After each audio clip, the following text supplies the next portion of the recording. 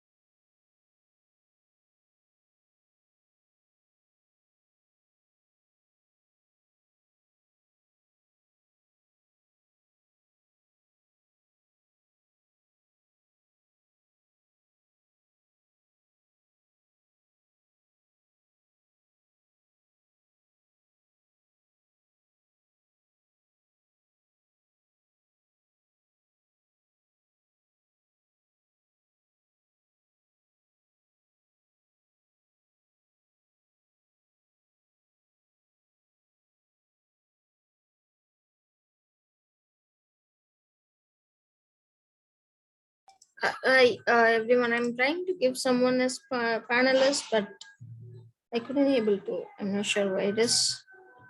So professors allowed to talk. Okay.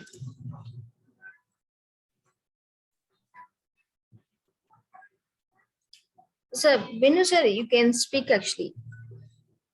Vinod. Yeah, very good afternoon, doctor, and a very good afternoon, Dr. Mr. Ganesan, Sandhya, everyone, all the panels members. I would like to thank Dr.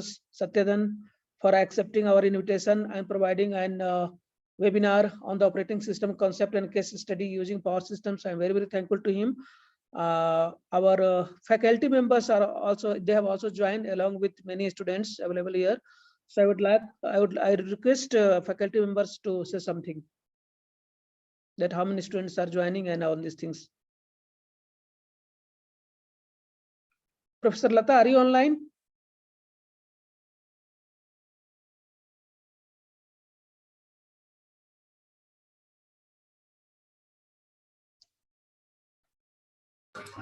Sir, actually, we need to give an access to the professor who are willing to talk about. Lata, So, Professor Lata is there. Just give access to her. No, in the attendees, I cannot see or like Anusha Shetar. There are two Anusha. Anusha, one Anusha is there. Yeah, Anusha, she is our professor. Okay, so I'm you can give her allowed access as an panelist. Yeah. Yes. It's trying. I don't know. She can talk actually now. Actually, Maybe joining the webinar as a panelist. Okay. Yeah, she joined as a panelist.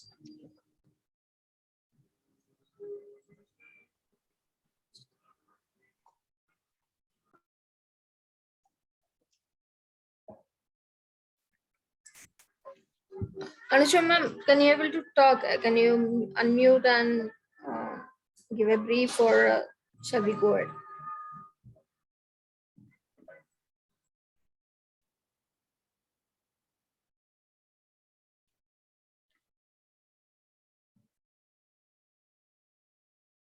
Okay, in case she is not able to speak, mic is not connected, then you can continue, please. Sir, Professor, sir, you can start actually. So we'll start. No issues. Yeah, please. So good afternoon, everyone. Today we will discuss about operating system concepts in brief, and let us try to briefly see, okay, how can it be linked to a power system. So power system is something which has a processor which actually uses power ISA, right? So it will be a very brief thing, but let us try to understand how it's all related to the operating system concepts. Okay, so this is the talk which we are going to cover today, and most probably will be taking about 45 minutes to 50 minutes. That's what we had discussed. So So the agenda is something like this. What are the trends? What's an OS? Other systems? What are the functions of OS? What's the structure of OS? What are the protection levels of a CPU? Then what is a kernel mode? What's the difference between a kernel mode and a user mode? What are monolithic kernels? What are microkernels? What are various components of OS? And then there is something which is called as AIX, which is a proprietary Unix-based operating system from IBM. And then how basically you can run Linux on par, or for that matter, what can you do with open source tools on the power systems, which is basically related to the Open Power Foundation and something like that, right? So this would be the agenda. And wherever you feel like any questions, you can ask in the chat box and we will reply. Okay, so this is how the flow of the talk would be. So let's start with the trends. See, all of these slides basically are from the operating system lecture slides of Walter Kriha and some other internet resources, right? So yeah, so from single computer OS to internet work systems, right? So the trends have changed from a single computer OS, right? You started with something like DOS, and then you had Windows and so on and so forth, right? And then Windows 98, Windows SC, then you now have Windows 11, right? To internet work systems. So that basically means some systems which basically work, okay, if you connect them through a internet type of a network, right? So you can basically understand the difference between Microsoft versus working on something like a Google-like environment. And you had basically mobile computing platforms, which basically almost have the desktop capabilities, right? You have iPhone SDKs, you have OpenMoko, Symbian OS. So some of these were actually very, very prevalent, maybe 5 to 10 years back, but now they have either evolved, right? Or they have modified themselves to the latest trends, right? So this is how basically we talk about certain mobile computing platforms. Then you have embedded control applications from the ambient intelligence cloud, creating a huge demand for software. So the idea is everybody is talking of embedded control applications now, right? You talk of IoT, you talk of IIoT, you talk of Industry 4.0, you talk of automation and robotics, you talk of automation, you talk of predictive analytics. All of this, right, basically is supposed to be controlled at the edge, right? So you have basically certain control applications which run on the edge to control the various devices which you want your system to be working on, right? So then the PC basically was initially like a very, very sophisticated, important box which you used to keep it on your desktop, and it was considered a very, very private area. That concept has totally gone now. You are talking of reliability, availability, and security, which are the most important things nowadays. And you are talking from the aspect, right, from the mainframes, right, to the existing HPC clusters, which you talk about virtual machines, right? And because of these clusters, right, which you try to work on, and you're trying to work on virtual machines, and the requirement is that you need to have high availability, right? You should have a perfect workload management. So when you talk of reliability, availability, and security on these clusters, you are talking essentially of how do you manage your workloads, right? And there are workstations which are coming up. There are embedded devices which are coming up, which basically are RISC-based computers. So when you talk of Power ISA, it's a RISC-based computer, right? And whether it's a Intel 86 ISA or a Power ISA or a RISC-V ISA, right? They are all basically different versions of a computing system. I'm not going into the details of the differences between RISC and CISC, so on and so forth. You would have actually undergone a course on that. but the basic idea is you are going to run on them, right, some Unix, okay, which should be capable of running some high-end graphics, right? And the existing game consoles, right? If people were talking of Sony PlayStation 3, this, that, everything, right? Now people are talking of games which run on their mobiles, and those mobiles basically can have embedded GPUs into their socks, so that the basic design, right, of how basically the computing system was supposed to be designed 10 years back has actually undergone a very rapid shift, okay, in the way the hardware is being designed.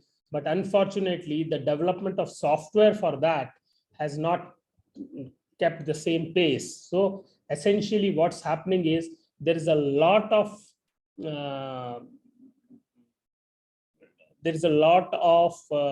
what to say, gap actually between the way in which the hardware revolution has happened and revolutionized, miniaturized the components and the devices, vis-a-vis the development of the software for such type of devices, right? We still use C, C++, the same way of sequential programming. We have not shifted our focus to parallel programming, multi-core programming, so on and so forth. So these are certain trends which we are talking about as to how it's going to affect the operating system design in the days to come, right? And we also can see now that from a single owner system, right, to a multi-user system, when people started working on LANs, on clusters, right? So effectively, the ownership changed from a single owner type of a system to a multi-user type of a system. And when you say multi-user type of a system, this also meant that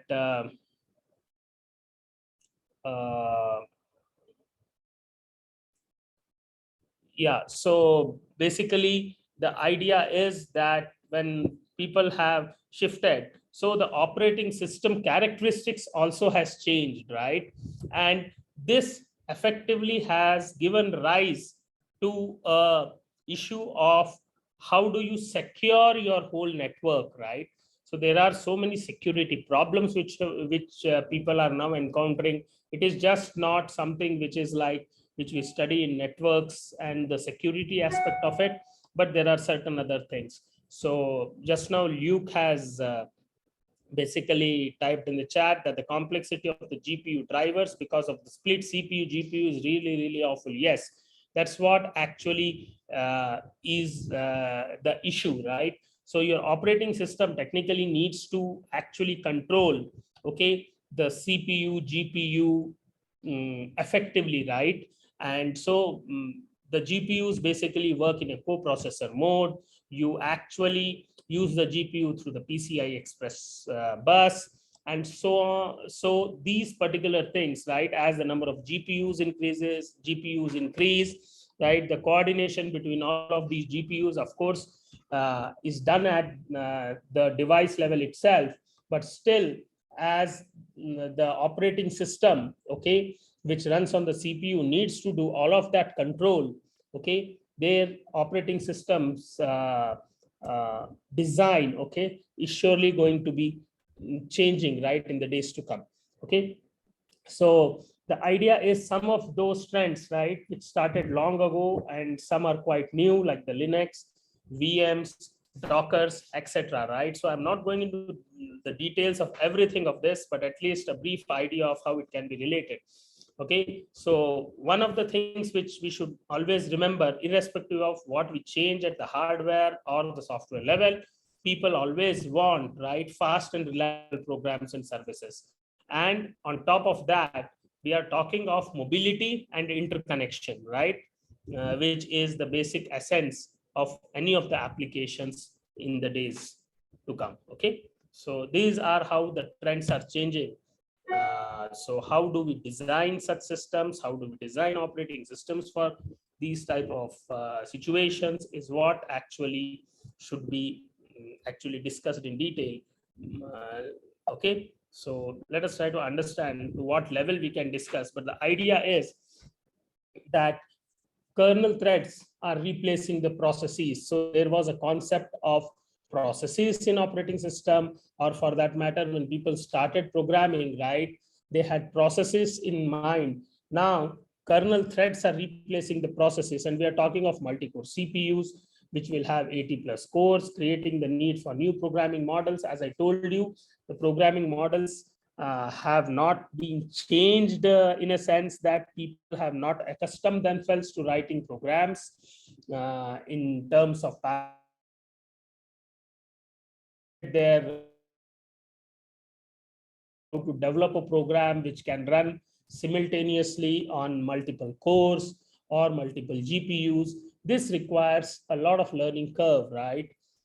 And when you say the learning curve exists, that basically means there has to be some effort put from the community side, right, for actually making that more understandable and more easy for the normal users to start using it. And that is what is basically happening now uh, by all these companies which produce GPUs, which produce hardwares which are of latest standards and trends, but you don't have people and the ecosystem for developing and working on such devices and hardwares for solving the problems which were actually unsolvable maybe 10 years back, right? So that is how it's going to pan out now. Virtual machines are going to dominate the operating systems. We're talking of Dockers, we are talking of Singularity, we are talking of so many other things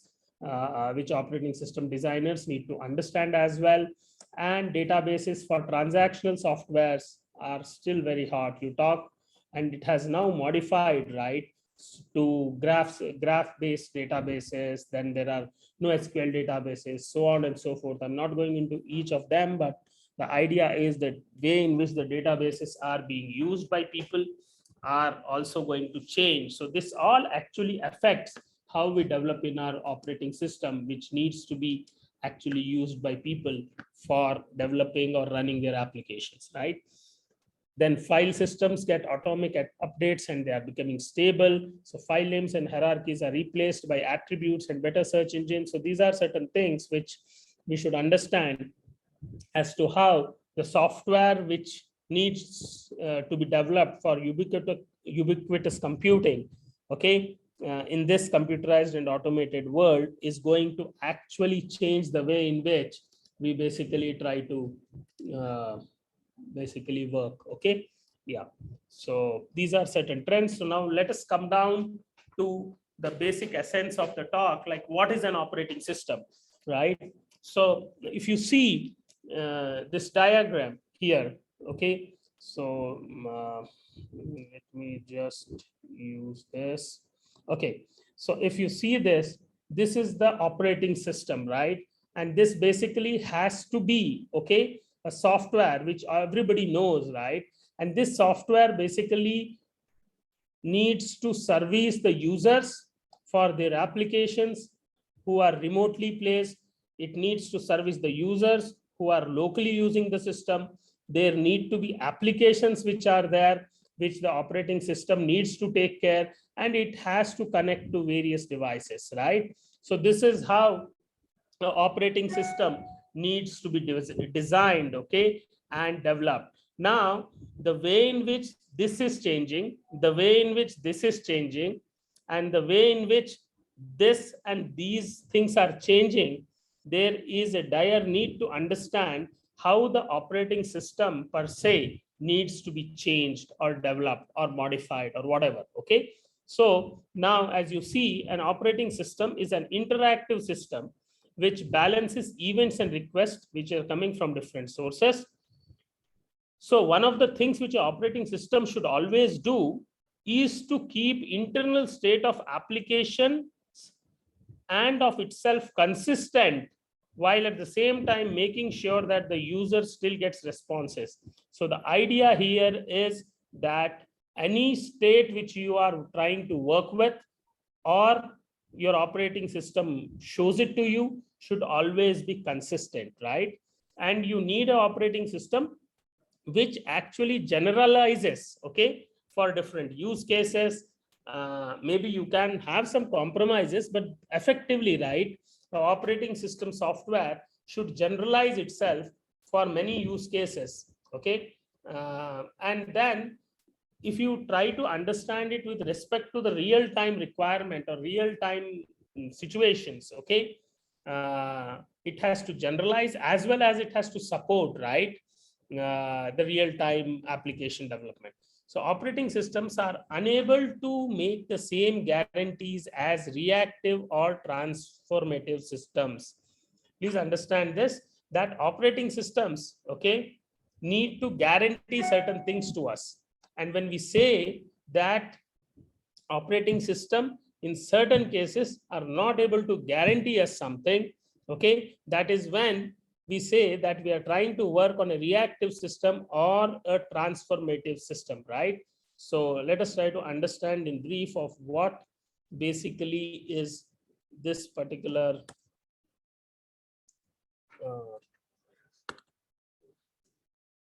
why is not my slide? Okay. Okay. So when you talk of a reactive system, see, a reactive system's behavior is completely driven by requests. Responses have to happen within predefined clock cycles. The memory subsystem is an example of this.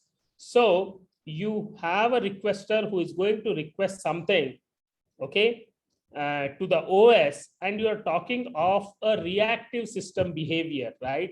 So when you say a system is there which is reactive in nature, wherein the responses have to happen within a specified predetermined clock cycle, okay, that is when you are basically trying to see that operating system, okay, generally does not give us the guarantee for that particular predefined clock cycle. So this basically means that these systems can be treated, okay, as less critical with respect to the response time and their behaviors, right? So it means that when you're trying to develop an operating system, there will be certain subsystems, right, which have the reactive behavior. And how do you manage those subsystems with reactive behaviors is something which you should also understand, right? Then a transformative system takes some input and performs transformations on it, thereby producing an output. A compiler is an example of this type, right? So when you are nowadays talking of deep learning applications, you are talking of deep learning models, you're talking of transformers, you're talking of CNNs, you're talking of so many things, right? And all of these things, okay, are basically performing transformations. So you need to have basically a module, right, which is going to do the transformation of your input to the output, right? And this also, okay, is treated as less critical with respect to the response time and reliability.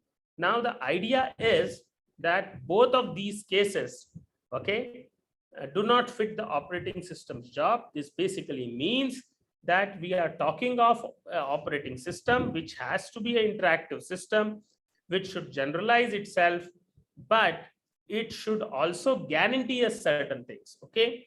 And for reactive and transformative systems, operating systems are actually not guaranteeing us certain things. So we can assume that certain things are there which are restricted and which don't fit the operating system's job, right? So let us try to come up with this slide which talks about what are the operating system functions. So what does it mean, right? Everybody knows that the operating system has to provide generic functions, and functions basically that basically will be used to run a lot of applications, okay? and then you have system calls, you have got APIs which you are using, and you will have to actually provide a facility so that those functions are run, right? So now encapsulate hardware details to keep applications independent from hardware and hardware changes.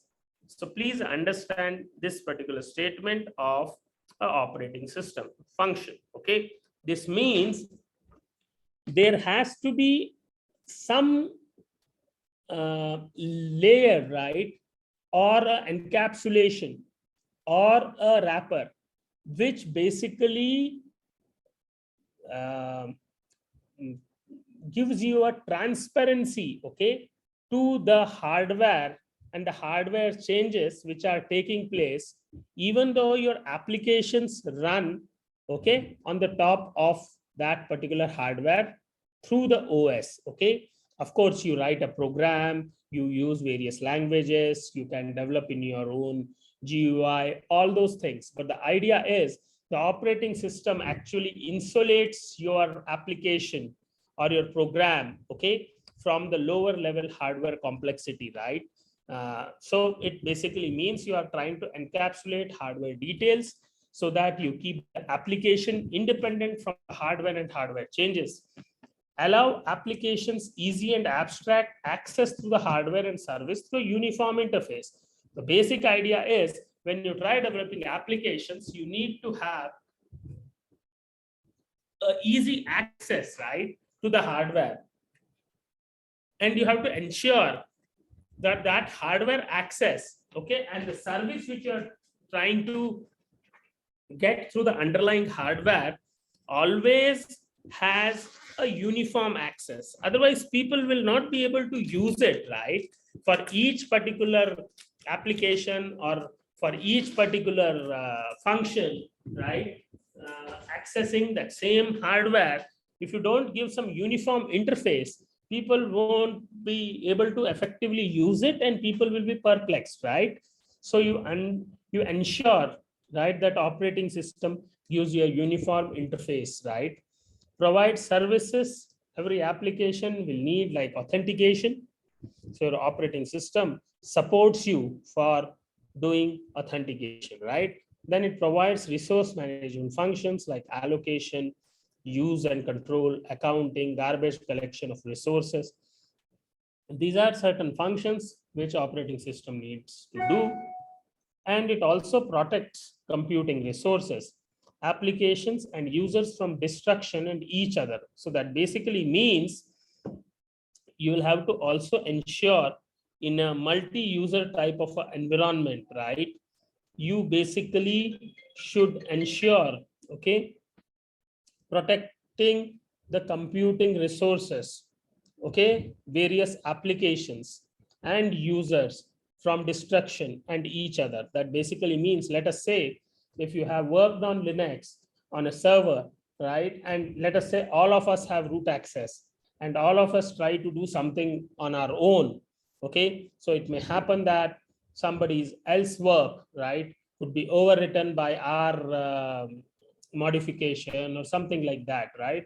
So something like this. So you have to ensure that you should be able to provide, okay, protection. And then you have to also ensure that you support inter-process communication and networking. Very, very important. So nowadays, when you talk of inter-process communication, you are talking of trying to work with multiple hardwares. Okay, you are trying to work with multiple hardwares, you are trying to work with multiple kernels, you are trying to work with multiple GPUs, right? And in such a situation, you are talking of security, you are talking of protection, you are talking of resource allocation, resource management. All of this has to be supported by inter-process communication and networking, right? So in a nutshell, an OS usually provides generic functions that a lot of applications are going to need. So when you try to develop your own OS, right, or you try to design your own OS, you should be in a position to understand that whether a function which you are trying to provide it to a user, okay, is a kernel function which cannot be implemented, or whether the function is general enough to be useful for many applications. So the idea is you will have to generalize your functions in such a way that it should be useful for many applications. So that is when you say that my operating system has got this function which would be used by so many people, right? So for example, people have to use OpenSSH, right? So a lot of people use SSH for communicating, right? So there is application, okay, which is OpenSSH, which is supported by a lot of operating systems. So this is how is basically a thing wherein it should be general enough, right, for the people to use those applications, right? Okay, so let us try to understand the structure of operating system now. So there are two modes of operation. One is the user mode, one is the kernel mode.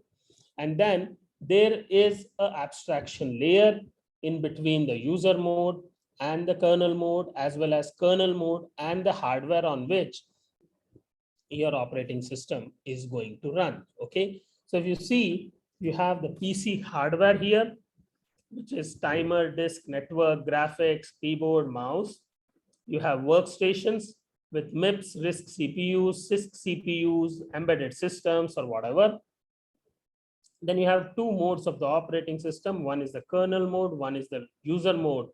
Okay, and then if you have the differentiation of the user mode and the kernel mode, we all understand, right, that the user mode will deal with something like system services. You're talking of using X server, you're talking of developing your own applications.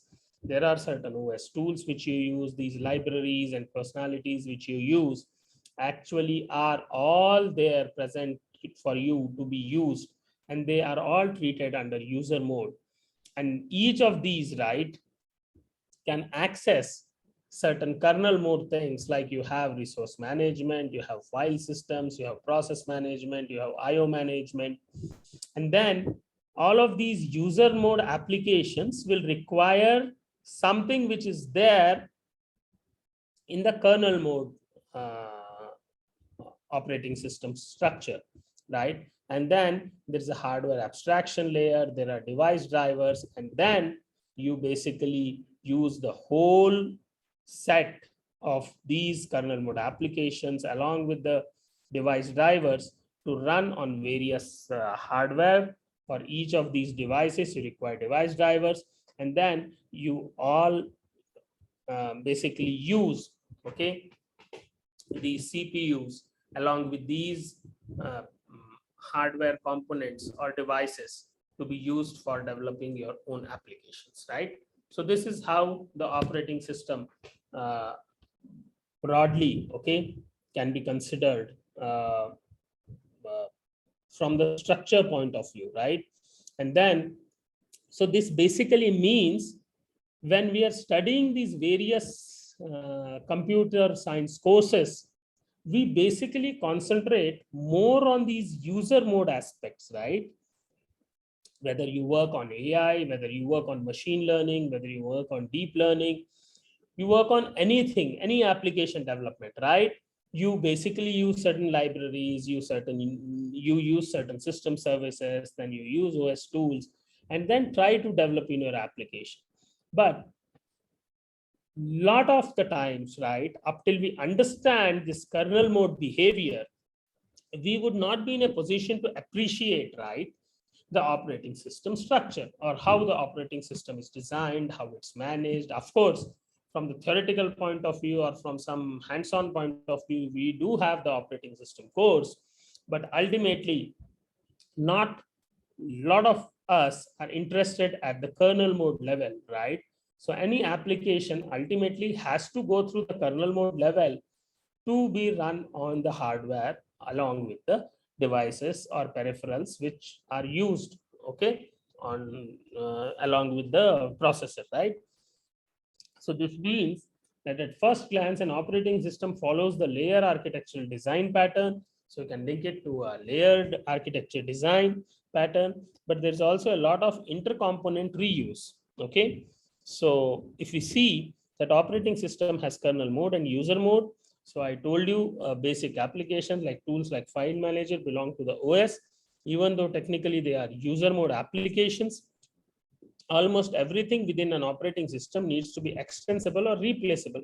New devices need new device drivers, not a new operating system releases. So this basically means that the way in which the device drivers are written, right, are something wherein we should understand that when a new device is connected to a hardware, right, in a sense that new device is connected to some one of your systems, right, how is that it needs to be used with that particular operating system itself is dependent on how do you write the device driver. So how does the device interact, right, with your other software portions is what a device driver is going to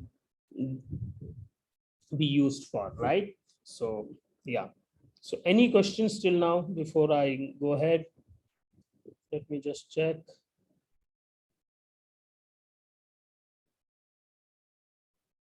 Yeah. So yeah. So let me just go to the next slide, wherein let us go into a bit of a detail of the operating system structures. So if you see that way, operating system, okay, are software frameworks essentially, and they use interfaces to abstract differences in the implementation or function. Okay, so a typical example is the device driver interface of an OS, which allows new devices to be supported after the OS has been shipped. So this means that there is a new device which basically has to be linked to that particular device. And then the condition is that the OS which is installed, right, on that particular device, and that whole thing has been shipped. So new device driver which conforms to the interfaces defined by the OS can be installed, okay, afterwards also. So the OS will call the device driver functions at the proper time. At the bottom line, the probe function of each driver is called to see if the certain hardware is present. So the best example, right, is let us say you have a new laptop with you, and then you have your old printer, or you have a new printer for an old laptop which you are having. So in both the cases, right, you need to have a printer device driver installed, because operating system is going to give you services to print something using that printer. And then how does it happen? Up till you install a device driver for that printer, right, you cannot use that printer. So there has to be a device manager, and then you can have different type of devices. You have a character device manager, you have a block device manager. I'm not going into the details of each of this, but a keyboard is considered a character device, whereas a hard disk, okay, is considered as a block device. So your operating system needs to actually be able to do all of this. You should be in a position to actually use the keyboard, a printer, or a hard disk drive. Okay, so this is basically what is the function of a device driver. Okay, so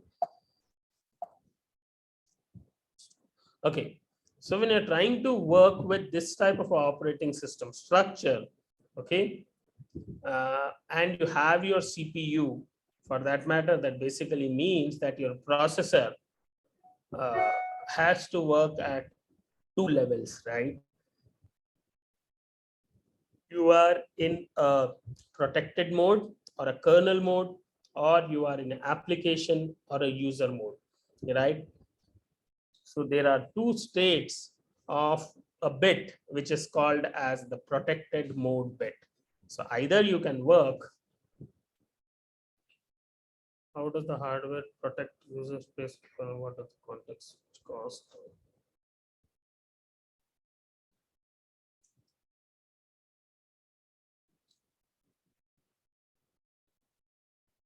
Okay, so the idea is we'll try to discuss a question which Luke has asked in our future slides. But the idea is that how does the hardware protect the user space from the kernel space, right? So we will discuss that.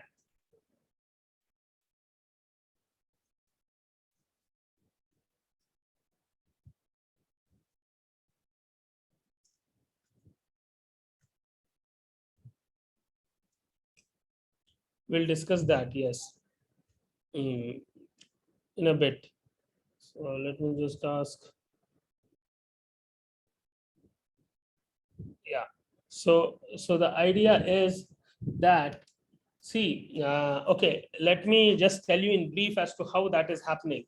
So let us say if you have tried to install, right, certain things on a Mac OS, that you are trying to install in certain things, which basically needs certain privileges and access, and let us say the Mac OS assumes that particular software, okay, to be of not compatible thing, or it is not secure, or it assumes that it's from some third party. It might basically have certain viruses, or it may dysfunction the operating system itself. So in such cases, there is a option of enabling or disabling your protection mode, and that basically is that you actually can change your protection mode bit or protected mode bit from 1 to 0, or enable or disable that particular mode. Okay, so basically there has to be a way in which, okay, the operating system should basically take you to a protected mode, okay, or a safe mode. So when you talk of Linux itself, when a system crashes, you are trying to work at a user mode. But when you want to actually, let us say, reset it or debug it, or then in certain cases, right, you need to basically go to the next level, which is the basically the protected mode, okay, of the Linux operating system. Yes, so that everybody knows, but yeah, that is how it is, if that is the question. Okay, so then if you see the regular compute operations, add and multiply, and then you have sensing operations, which basically are IO operations, then you have control operations. So most CPUs offer a simple protection scheme. Dangerous operations, which are sensing control, are only allowed when the CPU has been put in a kernel mode, so protection bit is set. Applications cannot change the state of the CPU arbitrarily. They must use certain controlled gates or software interrupts to change the mode. From then on, the operating system code runs, right? So this is how basically you're talking of the CPU modes. So basically, like you have got a lot of modes, privileged modes, then there you have got CPU privilege levels, and basically this particular concept allows the operating system, right, to run at different privilege levels, so on and so forth, right? So unrestricted mode is there when you talk about kernel mode, and then you have interrupts, you have device drivers, uh, you have multiple modes again, so on and so forth, right? So we'll discuss some of them when we go to the next slide, but let me just ask. Okay, yeah, so okay, so let us try to understand that how do we switch to the kernel mode. Okay, so see here, user mode means CPU is doing some harmless thing, right?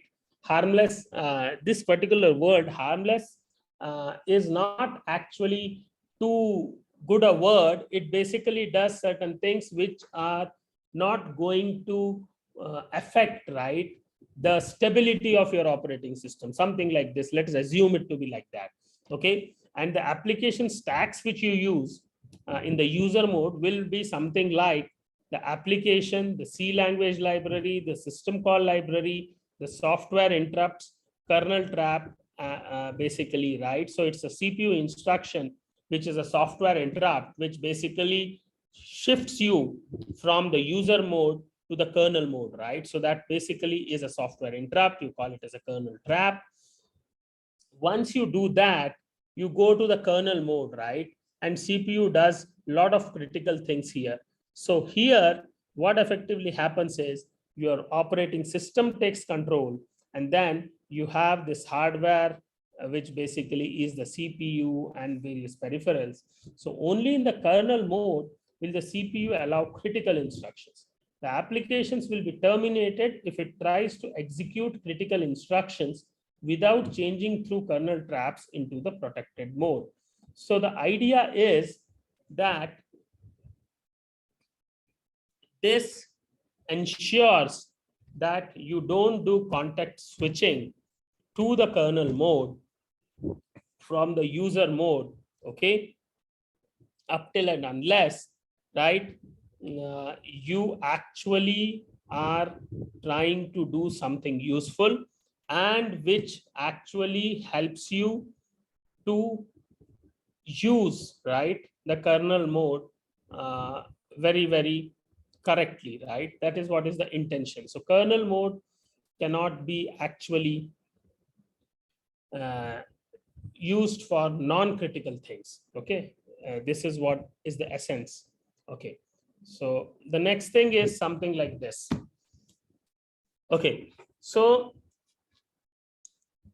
there are context switches which are happening. Let us say you have application 1, you have application 2, you have certain database services, you have directory servers, directory services, you have system services, X server. I don't know how many of you have been working with Linux, but at least there are two ways in which you can work on with Linux, right? You have something called as a command prompt, and then you have something called as a GUI based Linux version, right? And GUI based Linux version, you should have a X Windows or a X server, right? X Windows service, which is a system service, right? Which helps you to actually connect with the X server, okay, and run certain applications so that the GUI, okay, or the display terminal, or the the desktop, okay, becomes more visible and you are able to work at the desktop level mode. Otherwise, you can work with the command line mode as well, right? So something like that. And then there are kernel functions. When you're talking of this, there has to be a context switch between various kernel functions, right, in the kernel mode, which should basically be shifting, right? So application 2 comes to the kernel mode, does something, goes to the application 1, and then directly from the application 2, application 1 cannot be actually accessed or something like that. Then you need to go through the kernel mode to application 1. Similarly, you directly cannot go to the system services or X server through some application, but you'll have to go through the kernel function. And this particular thing is something which is called as the context switch. So I hope people have understood this, and this is going to actually cost us time, okay? So I hope, Luke, your question is answered a bit, okay? Of course, not in detail, but at least to some extent, right? So this is how it's going to happen. So user services are much easier to develop. You need to replace, monitor, and debug. They are easier basically, so you can debug them easily than the kernel services. But interprocess communication means that you are going through the kernel, which usually means the context switch. And then it basically is a context switch between processes and copying data back and forth from the application to the kernel and back to other application or services. So application bugs, right, usually do not crash the services. And if then services can be restarted without rebooting the kernel. So I don't know how many of you have experienced it, but if you have not experienced it, please try to do this as an experiment, right, to understand how this thing happens. For example, you have a Ubuntu, right, installed. The desktop is working fine. What you do is you try to remove the whole Python library and then see what happens. Okay. So if you have done this, you will see that your desktop, right, is itself not working now. It does not mean that Ubuntu is not working, but you cannot restart your system in the GUI mode itself, right? So like you should see this, right, how it happens and why it happens. Then you'll understand a bit of it, right? And then kernel functions. So internal kernel functions are fast and dangerous. Nothing prevents a kernel mode function from wrecking the system. So that's when a system crashes. Actually, they run usually with full CPU privileges and can access anything, everything, anytime, right? In times of weak hardware, people put every service into kernel. Nowadays, most services are placed in user space. So this is why we are talking of security, quality of service, then what to say, system uptime, okay, all of this. So the idea is a lot of things which were considered to be running in privileged mode, we are trying to ensure that from that privileged mode, if that particular portion could be shifted to a user mode application, because it's not going to actually wreck your system. Okay. Yeah. So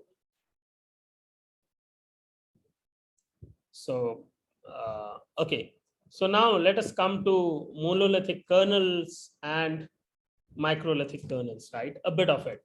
So again, let us say you have device drivers, you have firewall modules, you have audio drivers, everything which are loaded at the runtime, right? And then there is an application which is running in the user mode. And during the compile time, okay, you have device drivers, you have file management, process management, kernel functions, memory management, all of this in the kernel mode. So monolithic kernels basically run all operating functions in the kernel mode. The kernel itself contains all the necessary code or modules that can be loaded dynamically. So Linux, okay, is something like a monolithic kernel, right? All kernel codes has the same criticality. A bug and kernel crashes. Performance is good because internal calls are simple procedure calls and non-system calls with traps. Maintenance is bad because millions of lines of code for the kernel with dependencies and you don't have any protection between, right? So this is basically a idea about a monolithic kernel, right? We're not going into the details of anything, but this is how basically a monolithic kernel appears, right, from a block diagrammatic point of view.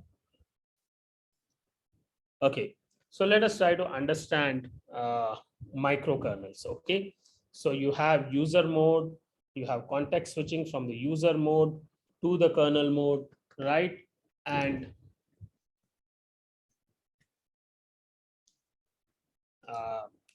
you have file management server, you have memory management server, okay. You have got security management server, process management server, right? So everything, right, is operating system. You have a minimal kernel mode operating system in this case, right? And so low level address space management, very basic security, and all of this, right, has basically to be treated as a microkernel type of OS, right?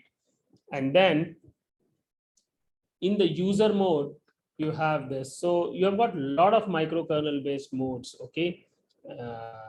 Like you have got a lot of it, okay?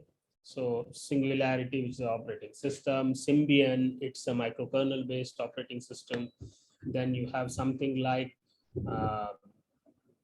Mac OS 8, which was a microkernel. You have a lot of them, right, which basically are microkernel, right?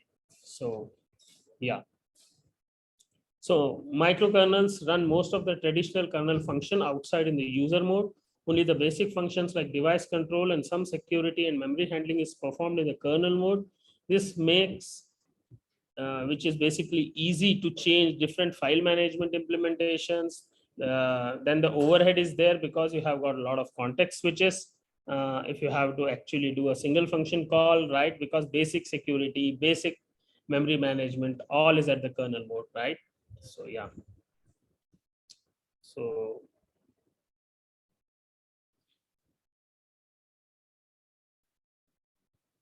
yeah, so let us try to understand a bit of a difference between the single tasking versus multiple tasking OS.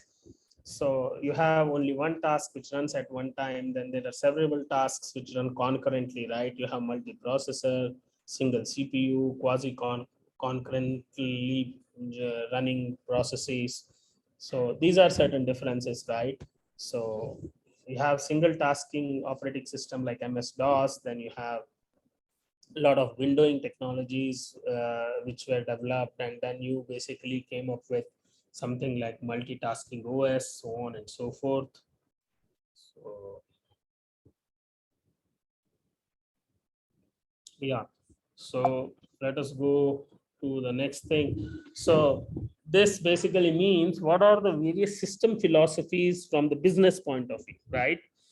So the most popular systems today are the Windows type desktop operating system. These systems have user-centric view. You have a graphical user interface for most of the tasks, and makes it very easy for people to learn. Software companies which serve the customers, right, under various technology sectors, right, depend on the updates for applications, which basically will bring these new features. Automation here is very low. Everything happens manually through the GUI, and there is no functional composition, right? And basically training is also very easy, right? So your application GUI front end for various applications, you have application backend, and then there is an operating system. So this is one way of trying to understand things.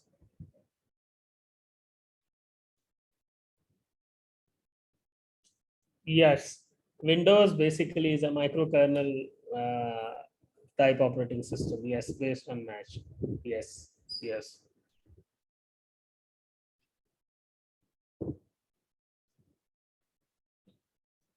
So, okay. So from the system philosophy's point of view, right, Unix systems have traditionally favored composition patterns. Uh, so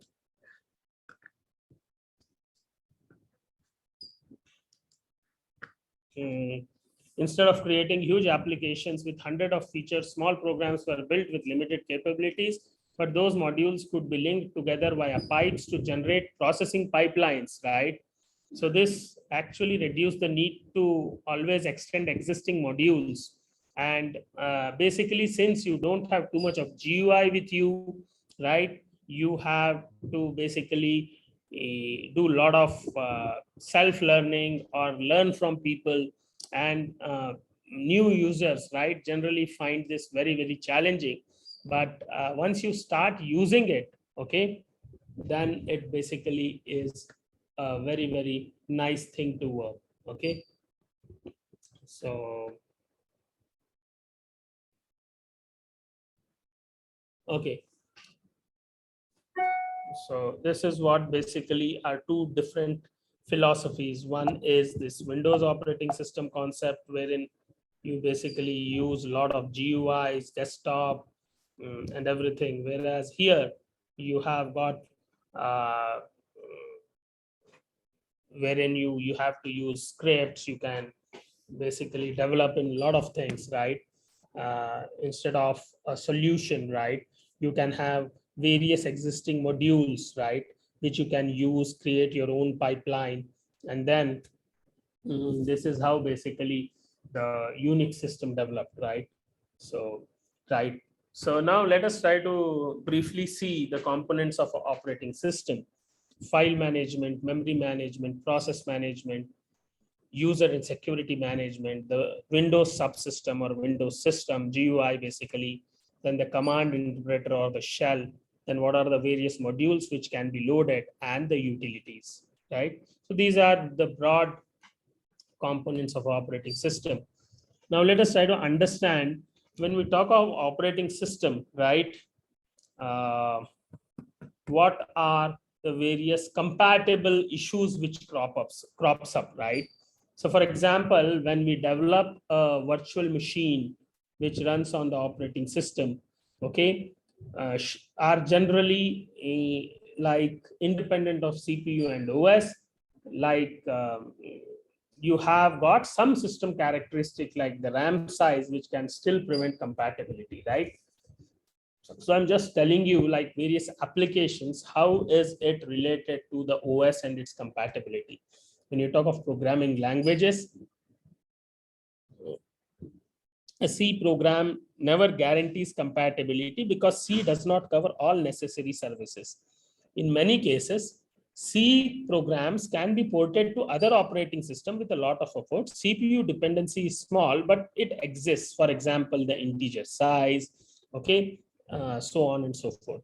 Then program returns for different operating system makes use of special OS functions and are hard to port to other OS. So if you write a program, but now there is something which is happening in terms of portability, right? Which basically means when you write a program which is basically for a big endian type of a system, right, on which the same OS runs, and then it runs on a little endian system. Nowadays systems are all becoming bi-endian, right? So it can basically process the little endian type of thing as well as the big endian type of things, okay? So computers, right, basically will differ a lot with respect to the RAM size, MMU support, and then if you are not changing the programs, right, it will make it hard to run. So there is something called as upward compatibility and backward compatibility.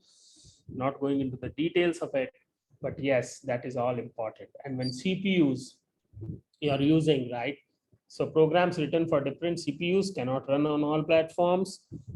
Some can be recompiled because you have operating system, the computer, the language, the ISA, and all so on and so forth, right? So these are certain things which basically are to be kept in mind. Okay, so yeah.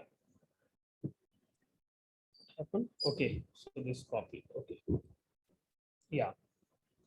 So yes, so let us try to go to the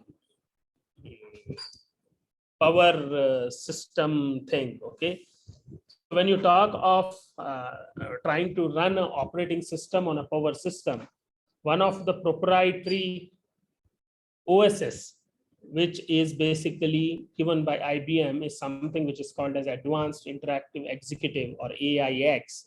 And when it all started, right, AIX was considered the first 64-bit Unix that was from that became like, or that was considered TCSEC2 certified, okay, from the NSA in the US. And so much of modifications actually happened which corresponded to the TSEC B1 4.3, okay, and it's an operating system developed by IBM, which was basically meant to service, right, the enterprises, okay. And the present version is AIX 7.3. It has an industry leading security module into it. It has got simplified workload management, which is cloud ready. It basically uses OpenShift, and it can give you accelerated AI at the point of transaction. So this is a commercial advanced interactive executive Unix based operating system. Then we are coming to the open power thing, in a sense that how can Linux run on power systems. So Linux on the power platform, okay, if you see, right, has got enterprise class Linux based operating systems. You can work with open source Linux kernels, you can work with open source hypervisors, and you can work with open firmware, right, Skyboot or Opal. and you can work with any of these open hardware designs, and you have an open ecosystem governance, which basically is the Open Power Foundation, which is basically a part of Linux consortium. So any power system for that matter, you can work with Java, Perl, Python, PHP. You can actually have the whole stack. You can work with OpenStack, KVM, Ubuntu, SUSE, Red Hat, and so on and so forth. So I'm not going into the details, but I just wanted to tell you the basic difference, and then how can it be actually run on the power itself, right? So you can surely do it. Yeah, so these are certain resources which we have used. Yeah, thank you. I'm done. Any questions?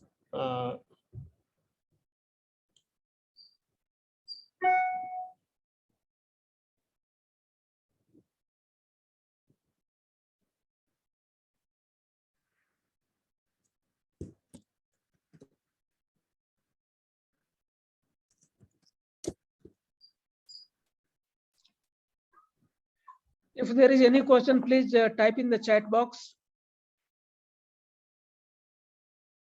from the students or faculty. If any doubt, any query, please use the chat box to raise the query.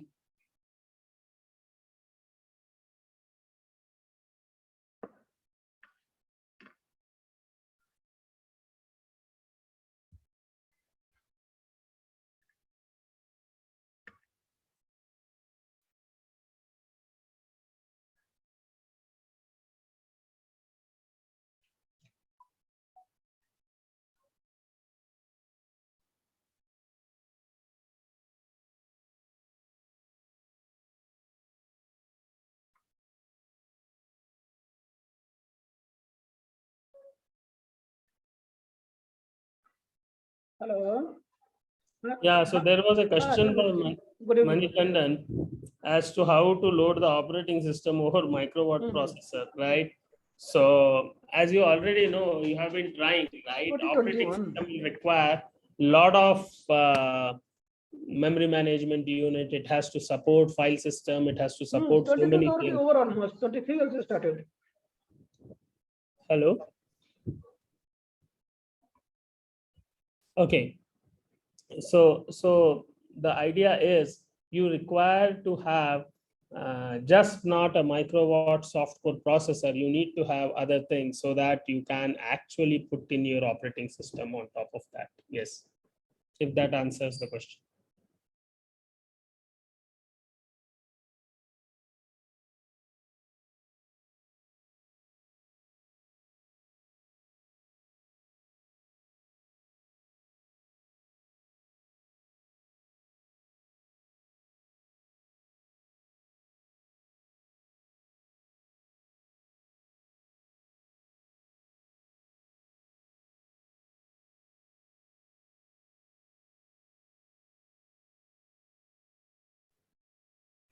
Yes, so I think since there are no questions, I'm done. Thank you so much for giving the opportunity. Thanks, Ganeshan. Thanks, Sandhya. Thanks, Professor. Thank you, sir. Thank you very much for arranging this webinar on a very short notice. I'm very, very thankful to you, Mr. Ganesan and Ms. Sandhya. It was very, very helpful. I don't know, there is no query, so it means it was very simple and all the things they have understood. So this I am assuming. And once again, thank you very much from the management and from the department. Thanks for the opportunity, sir. Thank you, Satyadhyan, sir, for an informative and knowledgeable session.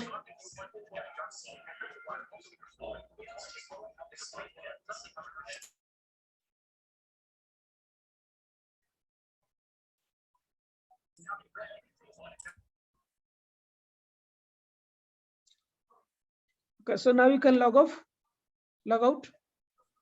Yes, sir, we can close this. Thank you so much. Okay. Thank you. Bye.